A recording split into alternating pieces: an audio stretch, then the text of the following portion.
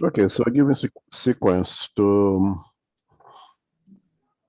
part 2, chapter 17, that deals with development of mediums. We are on question 5. Right. If I am, yes, and we are on question 5. And this is a sequence of questions that Kardec put to the spirits, mostly on the topic of the suspension or loss of the mediumship. So just to recap, an ostensive medium has this organic disposition that allows them to have this greater interaction with the spiritual world. And for that reason, we call them the ostensive mediums. Different from us, who have a smaller window open to the spirit dimension. Our interaction with the spiritual world is more at the intuitive, inspirational level, and for the more ostensive mediums, the degree of interaction of the spiritual world is much greater, and some have the ability to expand the perispirit so far out and receive thoughts of this current spirit and express those thoughts verbally or through writing. Most of this conversation that we deal in this chapter is through writing, psychography, and it can, if the spiritual mentor, if the spirit associated with the mediumship of that specific medium sees it necessary to put a little break, so to say, in that faculty, they will do so. It's almost like if they have that big window open to the spiritual world, as if they would close that window and put a half curtain on it. So you lose that ability to interact with the spiritual world. Usually it's temporary. Usually it's for good reasons, very often to protect the medium, sometimes to protect the medium against something that could affect him, but most often to protect the medium against him or herself when they see that that medium is misusing that faculty. Out of love, to protect them, they'll put a break on it. The question is, how does it interfere? Doesn't it interfere with my free will? I have to say again, free will is not free, and it's very high maintenance. Everything can be taken away from us to protect us, including our free will. So Kardec puts here a few questions to the spirits. Most of those questions are answered by Erastus. And we'll not go back and see each one of them, but I suggest for someone who was not here last week to do it's just page and a half to catch up to question 5. Can we proceed with question 5 now? Okay, absolutely. Number 5. But morally speaking, there are mediums of great worth who do not feel any need for respite and become very distressed of the interruption because they do not understand its purpose. It serves to test their patience and to evaluate their perseverance. That is why spirits generally do not set a time limit on the suspension, because they want to see if their mediums become disheartened. It is also often the purpose of allowing them time to meditate on the instructions that they have been given them. Through such meditation, we recognize who the truly serious spiritists are. We cannot regard as such those who are actually mere amateurs of communications. Okay, thanks. Mhm. So it says right here, morally speaking, there are men of great worth. Okay, so we're talking about here morally elevated or morally speaking, mediums of great worth, and they also have their mediumship put on hold, so to say, for to them. And you have to ask why. So my first comment here is, isn't that somehow a sign of pride?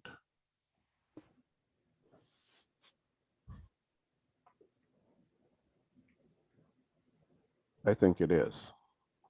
And therefore, we're talking about human beings like ourselves.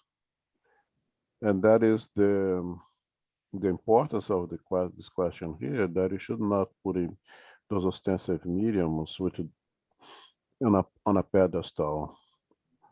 Mediums, workers of spirituality, workers of charity, doing tremendous, wonderful work out there, is still humans like us. Is still in need of protection assistance from time to time. You still have a touch of vanity, or maybe from time to time lose hold of that vanity or that pride. And the divine spirituality, again, in this case, would be mostly for protection of themselves, from themselves. We put a hold on that. It is always wise for us to remind ourselves that the fact that those are mediums, good mediums, well-trained mediums, and even from the outside look in, very much, morally speak, of great worth. Again, from the outside look in, because a man's heart is land that I want to step on. So we really don't know completely. But they are human beings incarnate in this planet just like ourselves. So they are bound to make the mistakes that we make. They are bound to have a little touch of vanity here and there. And they can also have their mediumship put on hold for time to time. In this case, one would imagine that it's mostly for protection against themselves.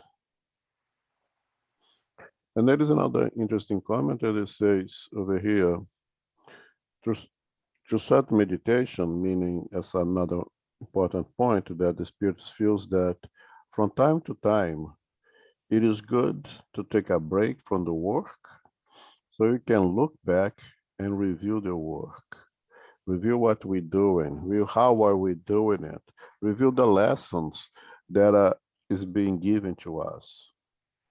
Remember when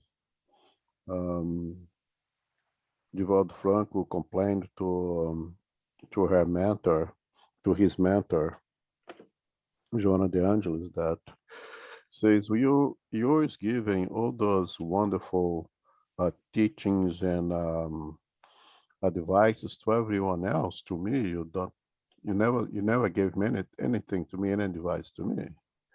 And she reminded him, look over there, pick up any book. Now read what it says. You should, you. So to whom you think I'm speaking to? I'm speaking to you. You share with the whole world because you want to. Because when a meter receives a message, receive an advice from the spiritual world, usually it has, from the elevated spirits, a universal appeal. It's good for everyone. It's good for all of us. But all of us, including the medium, him or herself. So very often, it is important that from time to time, a medium take a break, put that mediumship on hold, to revisit those messages, says, how am I utilizing all this that I've been receiving? How am I working with this? It's always good, not only in mediumship, but in everything. An artist takes a break, a surgeon takes a break. Well, we all need a break from our activities in order to better benefit from it. So that will happen to mediums considered to be of good moral standard. And then it says here,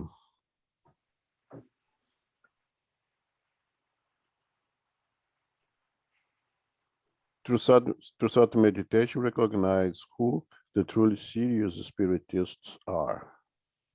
We cannot regard as such those who are actually mere amateurs of communications.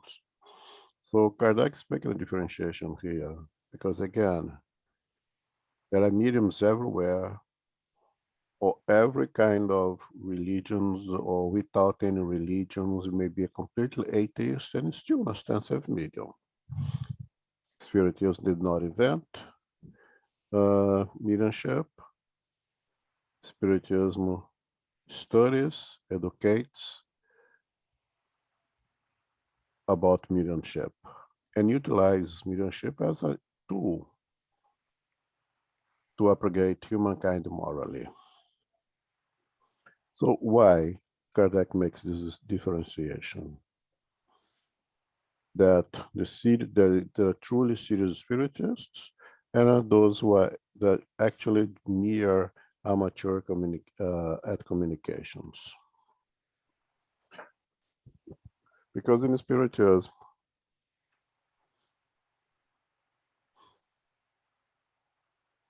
the phrase that's being used, and I like myself, is mediumship with Jesus. Not necessarily in the religious sense. Everybody who knows me, I'm not a big fan of religions, but on the moral values that Christ teaches us. The moral values that should not be enclosed in the churches and temples, but should be on the streets everywhere that we are, and should be in the exercise of mediumship. And it is exact for this reason, for the necessity to exercise mediumship in a way that is comparable with the teachings of Christ.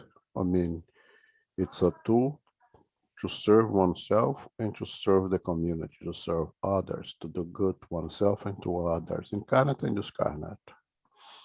That it's become necessary to take a little pause, to take a little break, and revisit what we're doing, how are we doing it, if it's in accordance with the teachings of Christ.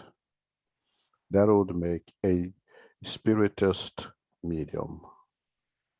Not saying that the others are not. Please, not point fingers at anyone, but instead that in order to be a spiritist medium, one should practice in accordance with the moral teachings that Christ brings to us. And I hope that everyone is doing the same. Comments, questions?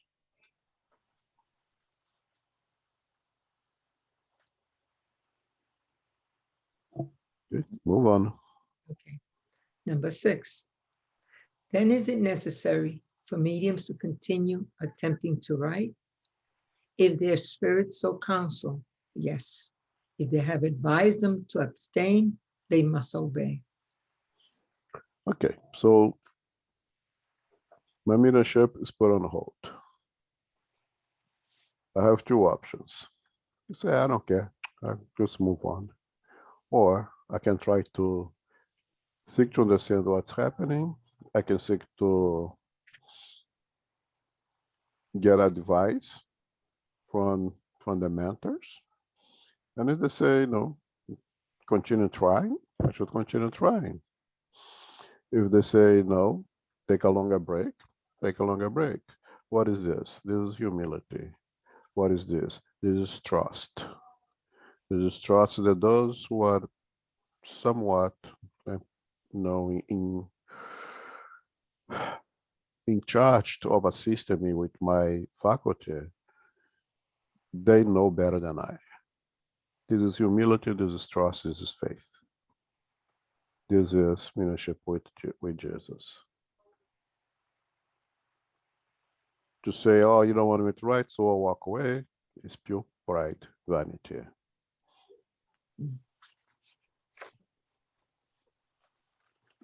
Okay? Number 7. Is there a way for them to shorten the test? Yes, through resignation and prayer. At most, it is enough to make an attempt daily for a few minutes, for it would be useless to waste time on fruitless efforts. Such attempt only serves to verify whether the faculty has returned. Continue. No, thanks. We often say is that we need to go to a classroom to take a course for as long as we need to learn that course. Once you learn it, once you master it, should we be wasting time going to the same class? Naturally, it would be pretty stupid to do so. Mhm. If the spirits associated with us in charge of mediumship choose to put it a break so you can go through a lesson period, once that lesson is completed, it should resume. Can I shorten this period? Yes, learn faster. You know, apply yourself a little harder, work a little harder, learn it faster, and the test and the length of the course will be smaller also. Resignation, prayer, always good. But more important, in my opinion, is to recognize what is it that I can or should do or not do in order for them to trust me again with that talent. And of course, resignation prayer, you receive the inspiration, the guidance to come to that realization.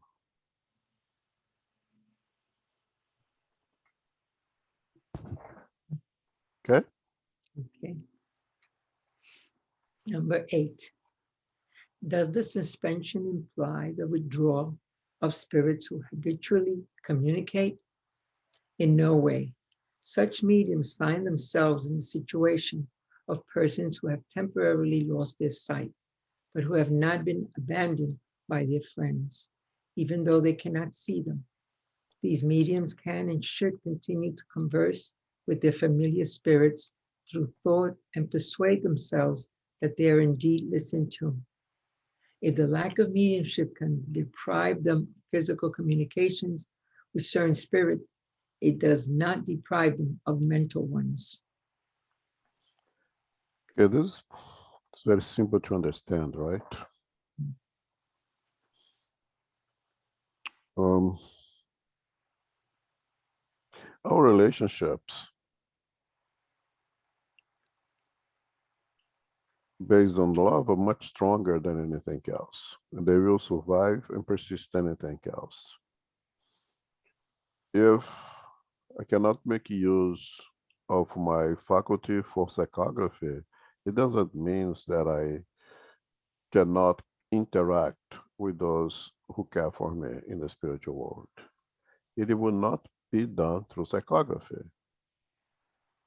Perhaps I will be in a state of the common average medium that we all are, and I continue to receive inspiration, continue to receive intuitions, continue to be consoled, perhaps even more at this period that I'm being tested or asked to review how am I using my mediumship. And at that point, that those who care for us, those who care for our mediumship, will be even in greater contact with us, inspiring us, guiding us to do what we need to do to have that window open to us again. Mm.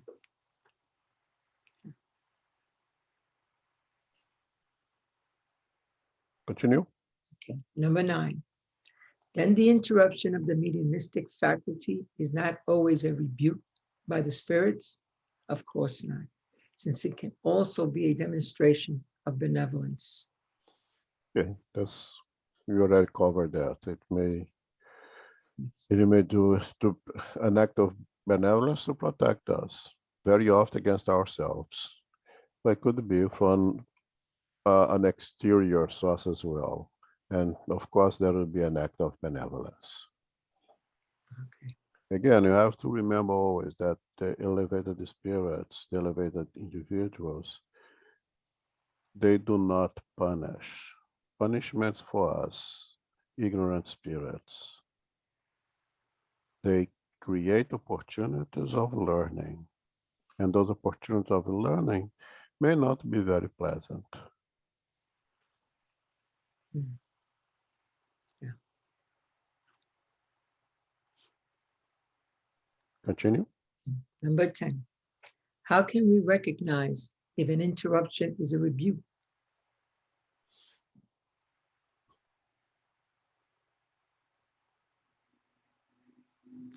Interrogate your conscience and ask yourself what use you have made of your faculty, what good others have derived from it, and what profit you have derived from the counsels that have been given to you. And you will have your answer. So number 11. Yeah, we can go ahead and Do number 11. no, can you hear me? Yes. Oh, okay.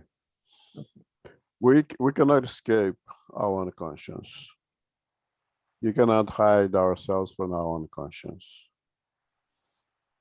And we try to even fool ourselves that I don't know what's happening. I don't know why this is happening to me. But deep inside, we do know. And if you step back with pure sincerity and really trying to figure out why is this happening, pretty much we will find out.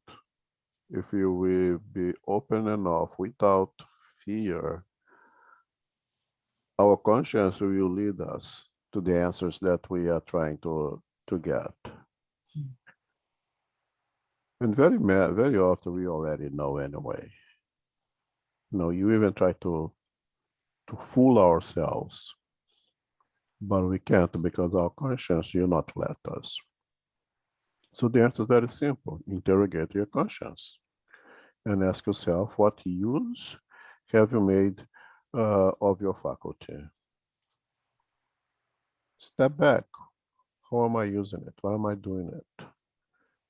What are my true objectives when I use it? How am I presenting myself as a medium? And if you do that, pretty much you'll find the answers that you are looking for.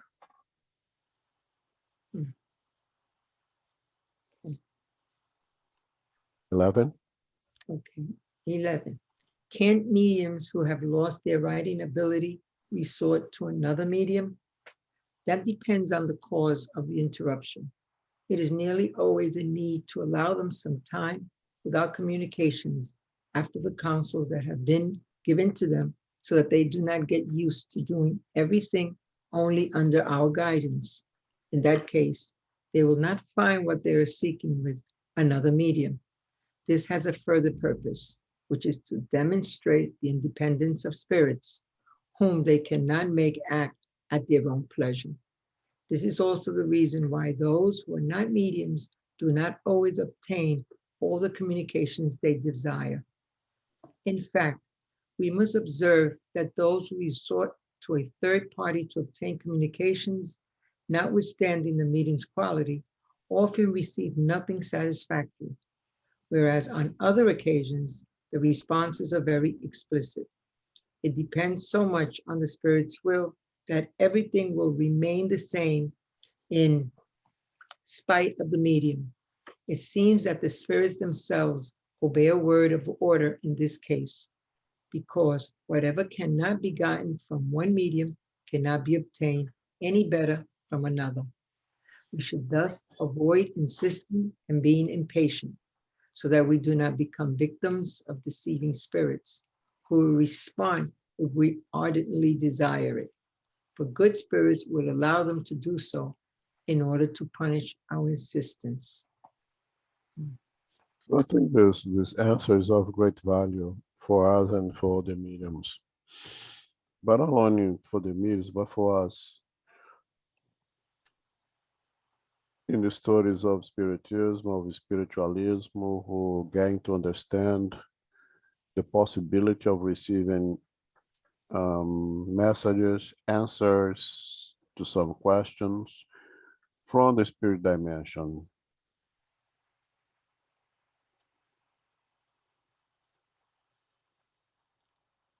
The spirits are not our little puppets. They are independent. They have their own objectives as well, their own purpose, and they're not here to answer to us anytime that we call for them. They're not here to answer all the questions that we seek. So if for medium have its faculty put on hold to seek to resort to another medium, I can even see if that medium number one, the one that had the faculty taken away, really has the right intention, meaning I really don't understand what is it that I need to do to get it back. I'm lost, I'm confused. Perhaps. But very often that's not what happens. Very often it's continue to seek to get something personal, something of personal value. And if it's not given to us, the average in spirits of mediums, why is it be given to ostensive medium just because they have an ostensive mediumship? Again, it's not a faculty, an instrument for personal use. It's an instrument for the development of the moral qualities of oneself and of those around the medium, but not to pursue personal curiosities and stuff like that. Perhaps that is the reason for the beginning that is taken away from that medium to begin with. And to resort to another medium, it will not work. They will not receive it anyway.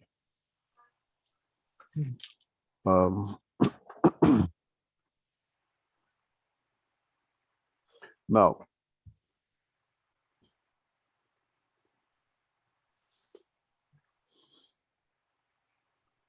if we don't learn the valuable lessons of having that mediumship put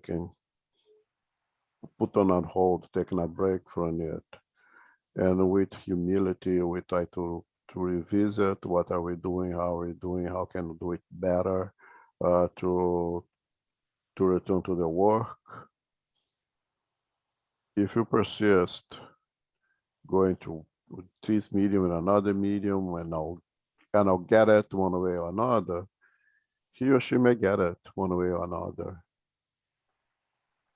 But the question is from whom? Who is going to provide those informations now? Who will give those questions, or who will give answer for those questions now? Again, there is no empty space. The space will be filled by something, and the spirits responsible for the mediumship of that medium, the protecting guardian angel, may see that in there an opportunity to teach that individual a valuable lesson, and allow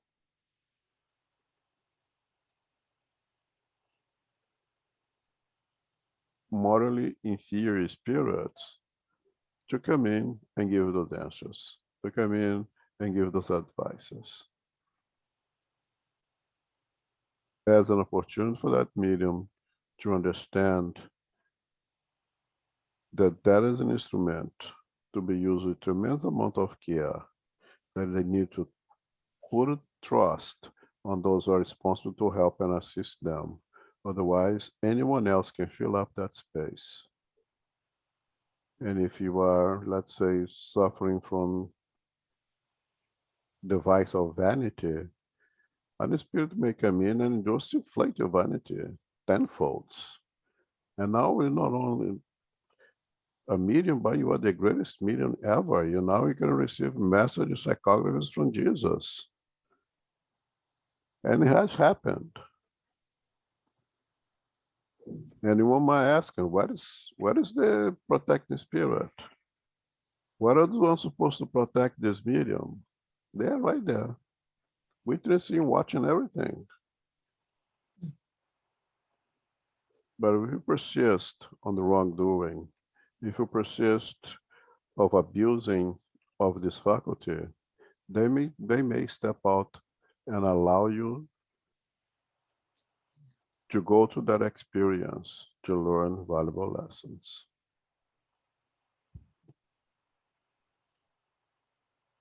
It doesn't mean that you learn, but the opportunity is there for you to learn.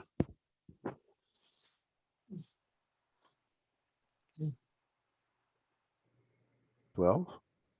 Okay, 12. For what purpose has Providence endowed certain individuals with special mediumistic abilities? It is a mission they have been charged with and about which they should feel fortunate.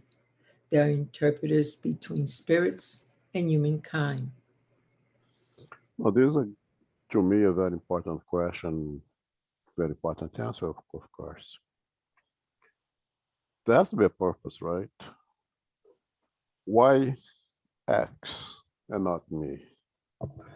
Why B is able to interact with spirits and write their thoughts? Why C is able to interact with spirits and speak their thoughts? Why some can see, have got a complete window open to the spirit world and they can see everything? They can describe all the scenario of the spiritual world. There gotta be a purpose because nothing is without a reason, without a purpose, right? So the answer is it's a mission. It's a mission that has been charged with, meaning that it's a mission that they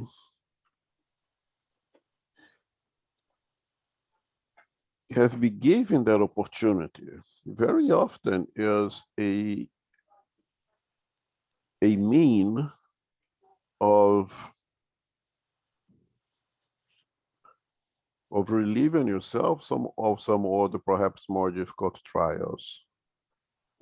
Sometimes is a mean that is a negotiation, so to say, that you make in the spiritual world. And you are given to you the opportunity to come with this faculty, to be again an interpreter, an intermediary between the spirits and humankind.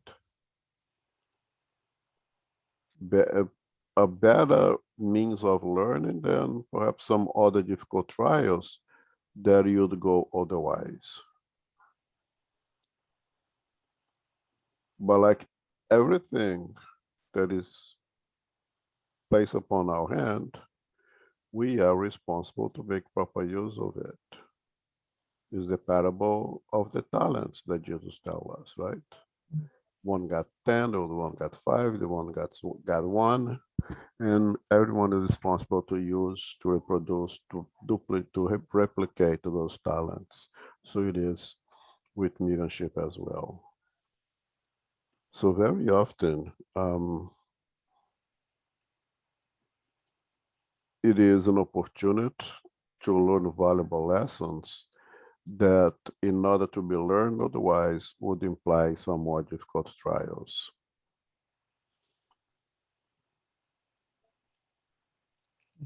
It is a mission. Of course, it's a mission. But you don't have to put the word mission as a grandiose things like the mission of Joanna d'Arc, the mission of Francisco Canto Xavier. No, mission at that level. But indeed, it is a mission. It is a deal that you made.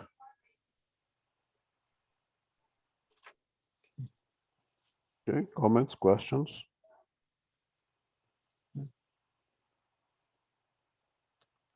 Okay. Okay, next. But there are mediums who only reluctantly employ their faculty. They are imperfect mediums. They do not realize the value of the grace that has been granted them. Yeah, this question is a little bit hard for me to get it because I can't really see a medium reluctantly employing their faculties. I'm talking about psychography primarily here, but we can open to everything else, right? We know there are some mediumships of basically of expiations in which an individual has that window of open to the spiritual world 24/7, and that they have to deal with the difficulties of almost like living at 2 planes at the same time, or witness the life of 2 planes at the same time. One can imagine to live one life is hard enough, to dealing with this dimension is hard enough, to be dealing continuously with both dimensions must be extremely difficult, especially if one is completely unaware of ignorant of what mediumship is, or what is that faculty that individual has that seems to be so different from everyone else that they think he's or she's crazy and all kinds of things. So that's something that I would say that individual, if he could, would get or she could get rid of that faculty as soon as one could. But the idea of one being reluctant to use their psychography or the psychophony as an instrument of work becomes hard for me to grasp. But Kardec answers here, these are imperfect mediums. And I wonder who are the perfect mediums. So I have a little problem with this question and answer. Comments, questions? Okay. No Fourth, more. oh, Yeah. So like I'm thinking about this question and this answer too. So like you mean like everybody's imperfect anyway? Yes. Yes. So yeah. Okay. Yeah, because I understand here the question, the answer maybe not so well like you, but I understand that like people who like some people who are mediums, they not necessarily want to deal with it or work with it. You know, it's I know they do. I see it says here they do not realize the value of the grace has been granted them, but it cannot, like you said, it can be hard. So you know what I mean? Yes. Yes. I think I'm taking this in as I said, in the use of the faculty as an instrument of work.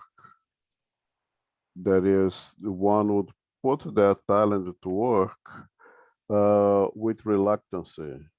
Say, I don't want to do it, but I do it anyway. It's hard for me to grasp that idea. Except, as I've said, those who have that as an expiation, basically, which again is an exception. And I rather talk of the common and not go into the exceptions. In my way of interpreting the reluctancy is like it involves discipline, it involves study, it involves dedication, it involves giving up other things to do the work, it involves relationships, challenges, you know. It's not my case. When I was doing my work as a medium, I enjoyed it. I looked forward to it every week. But I understand here why some people might be reluctant. It's not just a simple thing. It involves so many other things, and feeling also learning how to separate from all the drama or all other things that you might be listening to from the spirits or threats. You know, there's so many sides to it. I think I understand that, but it's true. we everybody's imperfect actually. So not some, but most of us, I would say.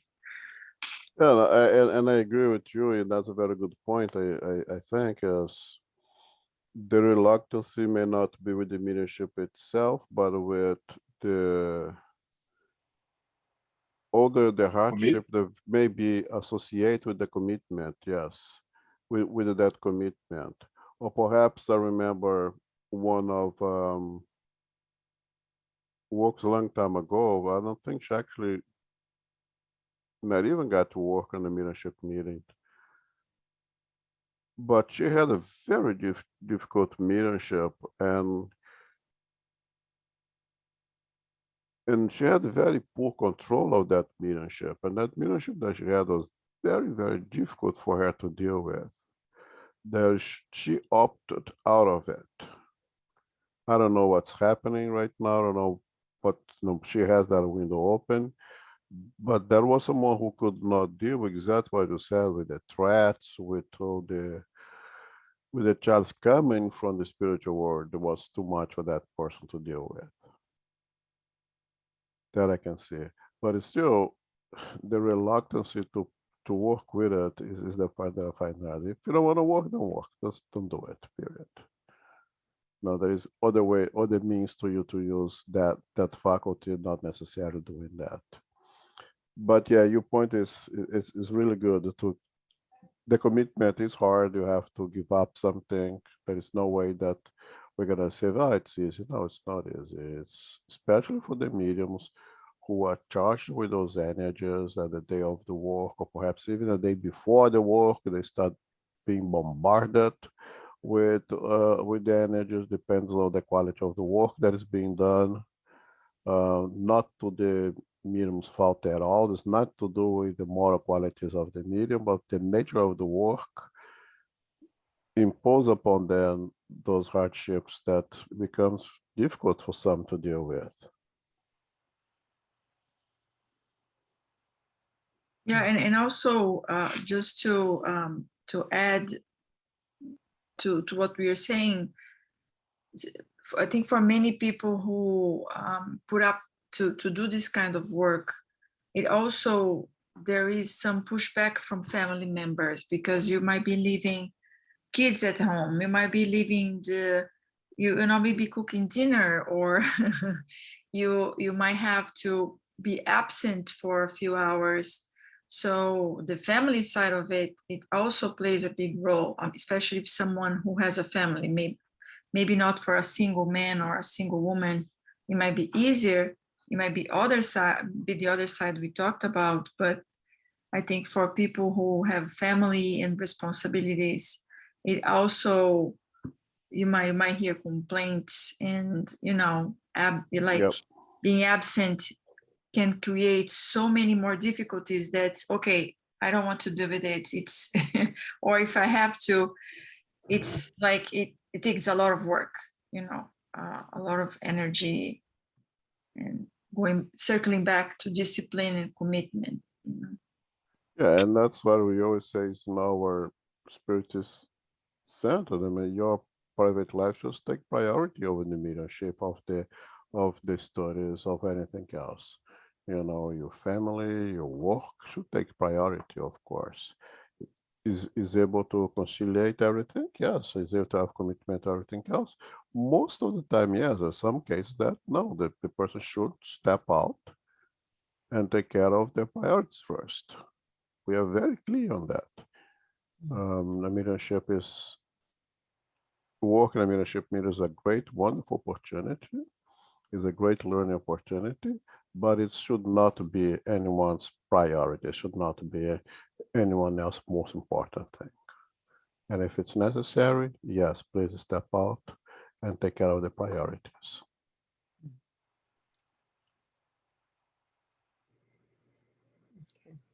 Yelma, Yep.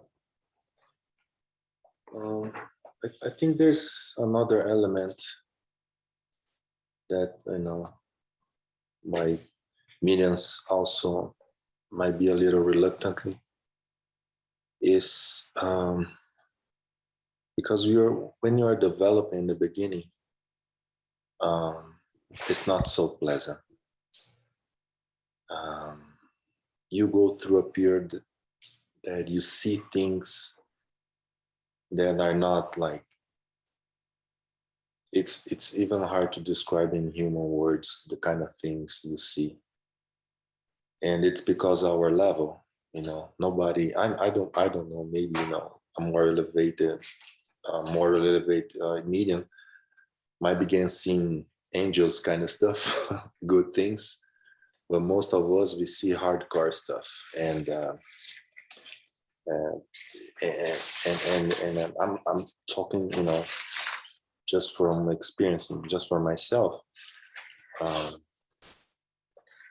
It scares the life out of you sometimes. It's very hard, and the only way through is through. And sometimes people don't want to deal with that, because we don't know. It depends from medium to medium how long that period is going to last. Might be a couple months, or might be a couple years until you work on yourself and you get educated and start to understand things before you get to the point that those things don't bother you anymore. But for some mediums, that might be hard. There might be too much, and they just, what? I'm not gonna deal with this. I already have my problems here in the physical. I'm not dealing with this. So in the beginning, is rough. So that might put some mediums wondering if it's really worth it, because again, we don't know how long that's going to take until you get a hold on everything, and then you can work with your mediumship in a way that you're comfortable with. Yeah, I totally agree with you. It's no doubt that the process of educating our mediumship, of being able to work with this and not seeing, or perhaps continue to seeing, but being able to face those things in a much better frame of mind. It takes some time, and during that period of adjustment, some may choose not to continue through. I was seeing a documentary of those, was it the Shang-Chi, the Chinese ballet, and the beginning of preparation for them, the amount of hardship, the amount of abuse that they have to put on that physical body to be able to do the wonderful things that they do, it's not for everyone. Remember, many give up in that period of adaptation to a completely different lifestyle. Seen a documentary also of those students on the big school of music in New York City, the famous Juilliard. The hardship that they have, Juilliard. The hardship that they have to go through in the beginning in order to get somewhat comfortable to the hardship that it is. The years of the day is tremendous. You see the preparation of EMS throughout New York City to deal with all the kinds of horrifying experience they go through, witness all kinds of pieces of body all over the place and things that is not even imaginable. It's tremendous amount of hardship, and not everybody can handle it. Some go through that for a little bit, so they cannot deal with that. Mediumship's not different. You experience a tremendous amount of things that are not really pleasant. Those who persist will continue, will do well. Many are not able to do it. But once you go to that period and you get it, then there is no more reluctance.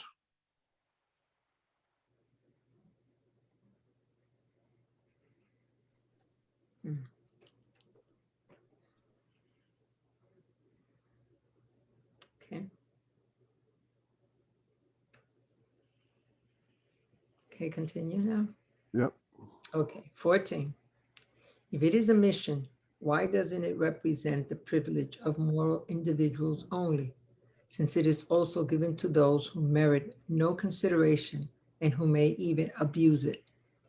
Precisely because such individuals need it in order to evolve, and so that they may have the possibility of receiving wise teachings. If they do not take advantage of it, they will suffer the consequences. Didn't Jesus himself prefer to speak to sinners, stating that it is necessary to give to those who are in need? Yeah, I think so far as to say that medication is for the sick. The school is for the unlearned. Mm. Now, obviously, in the same school that is full of the unlearned, there is a few of the learned ones that are there to teach the learned, right? So there are mediums that come here as a student. There are mediums that come here as teachers. Naturally, the mission of the one who come as a teachers is at one level, and the ones who come with a mission as a student, as a learner, is at a different level. But again, Jesus did not come for the healthy, he came for the sick. He didn't come for the rich, he came for the poor. And mediumship and spiritism is with Jesus. Therefore, it comes for the sick, it comes for the poor of spirit, of course.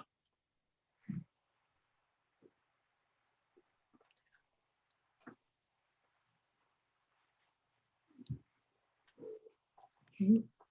Yeah, should we just finish it now, please? Okay. 15. Couldn't persons who have a great desire to write as mediums, but who do not manage it, reach negative conclusions about themselves with regards to the goodwill of spirits toward them? No, because God could have refused to grant them faculty, just as God could have refused them the gift of poetry or music. However, if they do not enjoy this faculty, they can enjoy others. 16. How can humans perfect themselves through Spirit's teachings when they do not have the possibility of receiving such teachings directly, whether through themselves or through other mediums? Don't they have books, just as Christians have the gospel? In order to practice the morals of Jesus, Christians do not need to hear the words straight from the Master's own mouth. At that time, of course, pens consisted of quilts or points. This is a note from an old point. No, this is not part of. Yeah, I even have that in my book. Okay.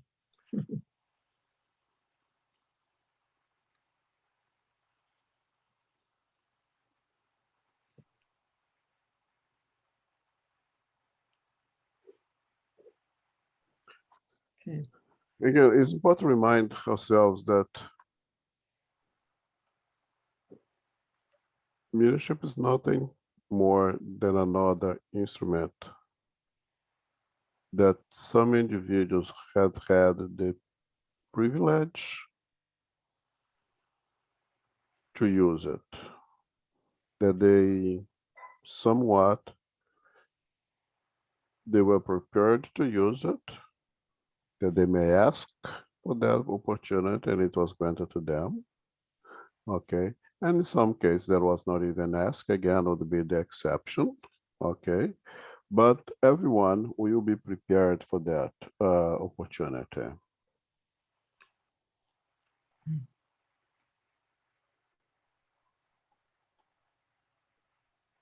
I would love to have the faculty of, just sit at the piano and play an instrument. It's not there. What am I gonna do? Can I use whatever I have to the best that that I have. Right? Everyone is gifted, everyone has talents.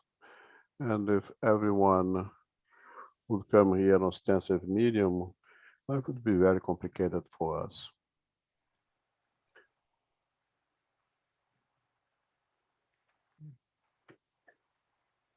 Everyone would like to come here with the talent of being good business person and make lots of money. It would be a disaster for the planet.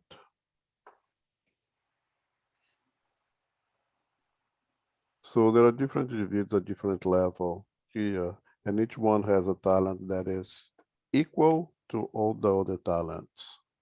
Perhaps at a different level, again, the different level. The level of the teacher and the students are different, but they are equally good and equally important. And we should be able to accept what we have and do with what we have. Do we need to be ostensive mediums to receive messages from the spiritual world? No. We just need one teacher in a classroom to teach 50 students or 100 students. Just need one teacher. And it's be able to teach 50, 100 students at the same time.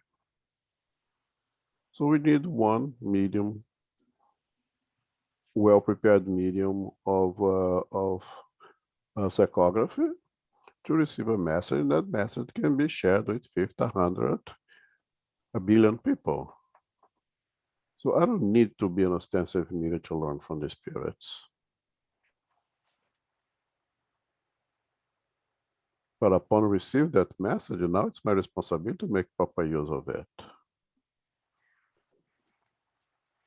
So I don't need to hear the words from the mouth of Jesus.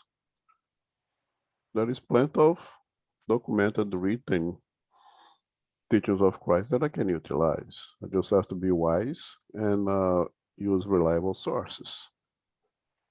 And that's the big problem. The same thing with mediumship. You know, there are plenty of mediums of psychography. There are plenty of spirits ready to pass the thoughts to be written. I just have to be wise and selective to see which ones I should use and which ones I should discard, both as a medium, as someone who is receiving those messages through someone else. So mediumship, again, is an instrument of work that we should develop to develop ourselves morally and to share those messages with others. But once you receive it, as João de Angela says, it's first for the medium and then for everyone else.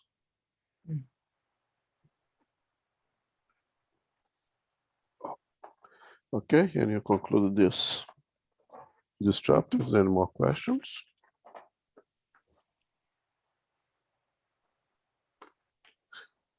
And next week we start problems and dangers of mediumship. That's going to be fun. So let us close with our prayers. Yes. Okay. To our spiritual benefactors, our guardian angels, with our hearts full of gratitude as we come to the end of our study today, we thank you, dear Lord, for the opportunity of gathering here again tonight, learning from both books, the Spirit's book and the Medium's book. We thank you, dear Lord, for allowing us the opportunity to continue our studies, putting it into practice, evolving and learning. Most important, mediumship, the laws and suspension, and the development of mediums. May we continue throughout the weeks with our studies. May we meet again next week. For all that are here tonight, may we continue, dear Lord, with prayers in our hearts for all our brothers and sisters that are still going through this epidemic with suffering and pain. We pray for them, dear Lord. We ask that we continue throughout the week with prayers in our hearts for our teachers, our mentors, for Jusara Congo, for Joel Congo, for Elmo Deslantes, for the mediums, for the workers, dear Lord. We thank you for allowing us to gather here again and continue throughout the week with our studies. May we be able to return again with our hearts full of gratitude. We thank you, dear Lord. And with that in mind, we ask permission to close our meeting tonight. So be it.